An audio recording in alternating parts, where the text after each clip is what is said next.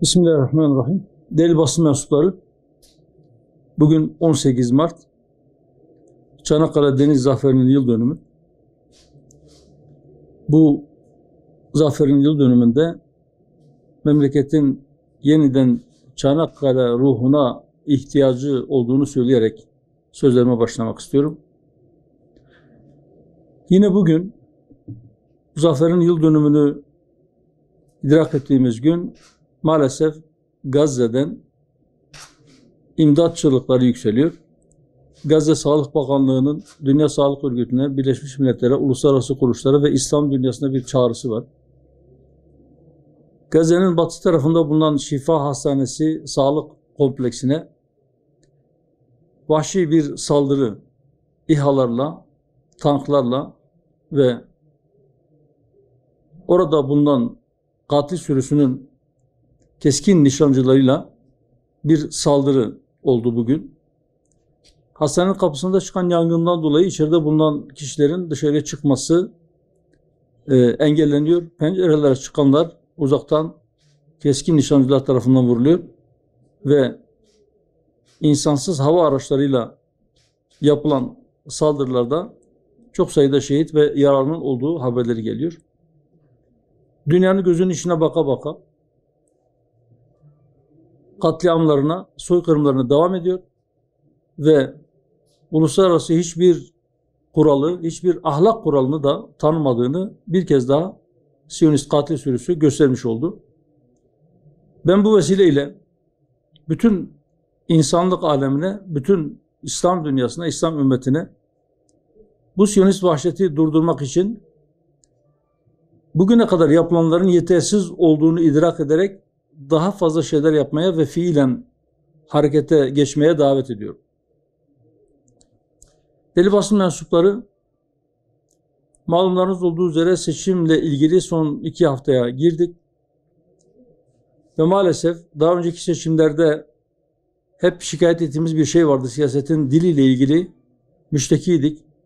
Çok sert, çok kırıcı, kışkırtıcı bir dil kullanılıyor diye. Belki daha önceki seçimlerdekinden daha sert bir dil kullanılmaya başladı. Bizim temennimiz ve doğrudan doğruya halkla temaslarda gözlemlediğimiz şudur ki İnşallah bu kez milletimiz bu olumsuz, bu kirli dili kullananlara prim vermeyecek, onlara hak ettikleri cevabı verecektir. İnşallah fitne kazanını kaynatanlar kendileri o kazanın içerisine o kurdukları tuzakları kendileri düşecek, millete kurdukları tuzaklar onların başına geçecektir. Onay makamı olduğunu zanneden zavallı biri geçen gün Van'da yapmış olduğu açıklamada bizim nasıl ve nerede siyaset yapacağımıza kendisinin karar verebileceğini zannederek onaylamayacaklarını, izin vermeyeceklerini söyleyen cümleler kullandı. Eğer siyaset yapmak için ya da aday göstermek için kendilerinden onay almamızı bekleyeceklerse onlar kıyamete kadar bekleyecekler. Mecliste olmamızdan rahatsız olanlar var. Bunu açıkça dile getirdiler. Şimdi de seçime girmemizden rahatsız oluyorlar. İttifak içerisinde olmamızdan rahatsız olanlar var. Şimdi de tek başımıza seçime girmemizden rahatsız oluyorlar. Olsunlar.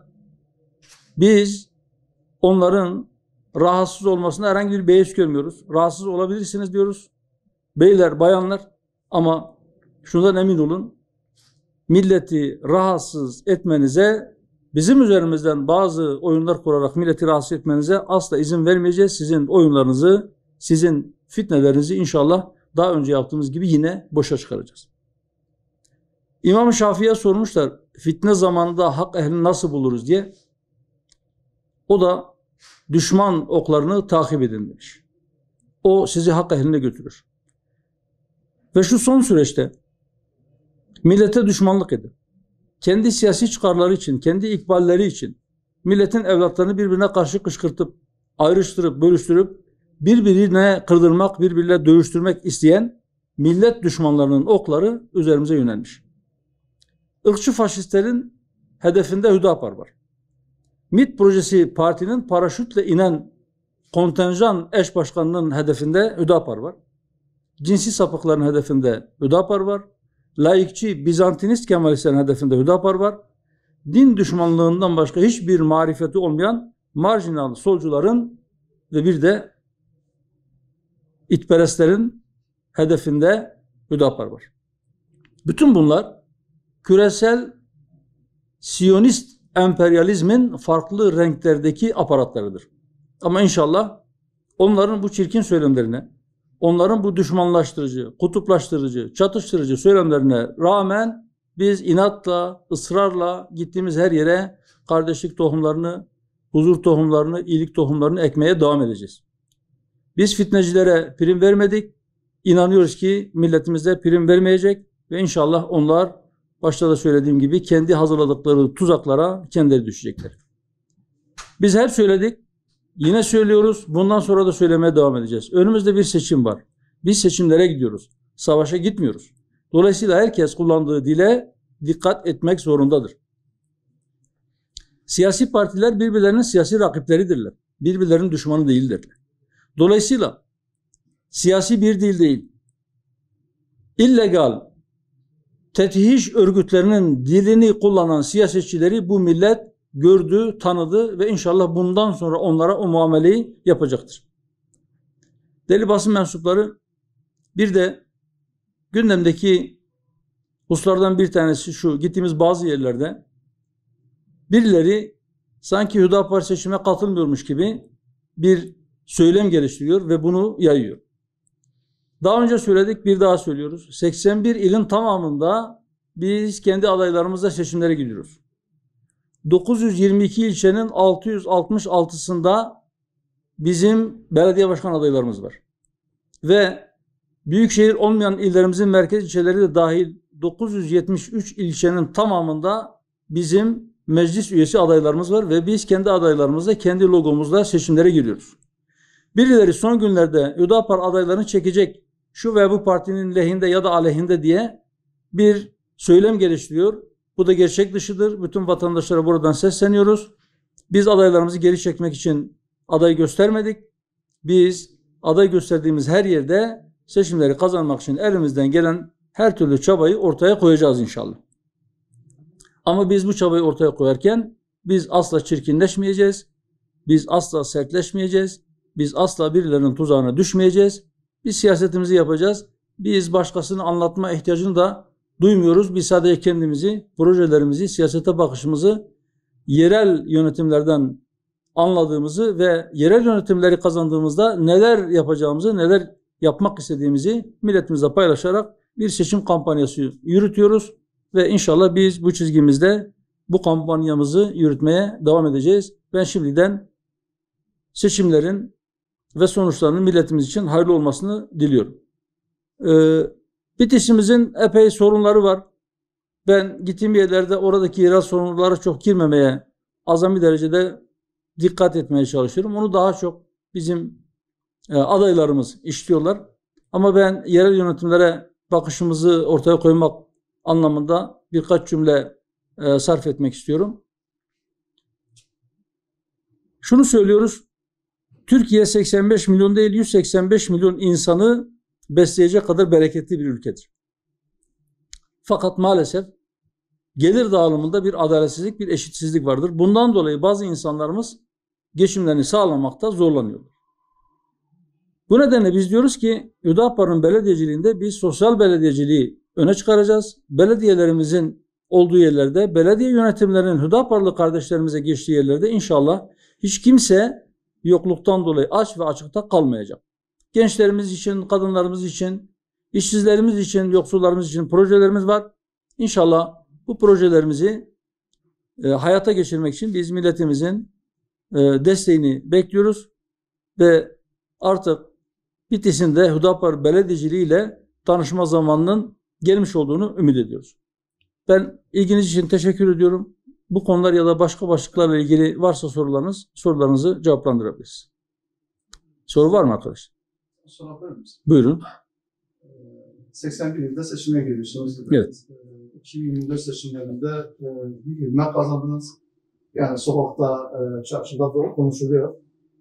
2018 seçiminde almış olduğunuz oya oranla aritmetik olarak, yüzdelik olarak bir beklentiniz nedir? Veya da böyle bir saha çalışmanız var mıdır? Şöyle söyleyeyim, yani daha önceki anketlerden bizim gördüğümüz şey şudur. 2018 seçimlerinde vatandaşın çok az bir kısmı Hüdapar'ı duymuş, Hüdapar'ı tanımıştı. Fakat geldiğimiz şu 2024 yılı içerisinde 2018'in tablosu yok. 2018'de vatandaşlarımızın %80'inin Hüdapar'dan haberi yoktu. Şimdi %80'inden fazlasının Hüdapar'ın hem kendisinden hem de söylemlerinden, siyasetinden haberi var. O yüzden ben inanıyorum ki bu seçimde, yani 2024 yerel seçimlerinde, Türkiye genelinde girmiş olduğumuz bu seçimlerde biz önceki seçimlerde aldığımız oyları birkaç kat artıracağız inşallah. Sahada bunu gösteriyor. Siz bakmayın anket şirketlerine. Gittiğimiz hemen her yerde benzer tablolarla karşılaşıyoruz. Dün de Muş'ta bir vatandaşımız söyledi. Bir anket şirketinden aradığını söyleyen 0312 alan kodlu bir telefon numarasıyla arandığını söyledi vatandaş. Oyunuzu kime vereceksiniz diye sorduğunda partileri saymış. Demiş ki burada bir parti eksik. Yok demiş partiler bunlar, biz bunları soruyoruz. Hüdapar niye yok? Hüdapar bizim listemizde yok demiş. Bunu ilk defa duymuyoruz. Pek çok anket şirketi sanki Hüdapar seçimlere girmiyor, sanki Hüdapar bu seçimlerde aday göstermemiş, katılmayacakmış gibi ya da öyle bir parti yokmuş gibi davranıyor. Bunlar manipülatif amaçlı yapılan araştırmalar, yapılan anketlerdir. Dürüst çalışanları tenzih ediyorum, onları ayırıyorum ama kimin çok para verdiğine göre o parti yüksek veya düşük ya da onu istediği şekilde manipülatif sonuçlar açıklayanları milletin engin ferasetine havale ediyoruz. Hüdapar inşallah gümbür gümbür geliyor. Hüdapar'ın ciddi iddialı olduğu yerlerde bile Hüdapar'ı %0,5 bile göstermeyen anket şirketleri utanacak.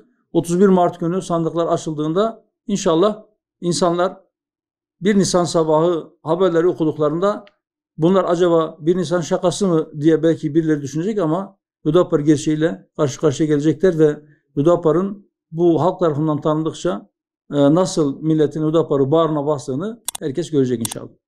Teşekkür ederim. Ben teşekkür ediyorum.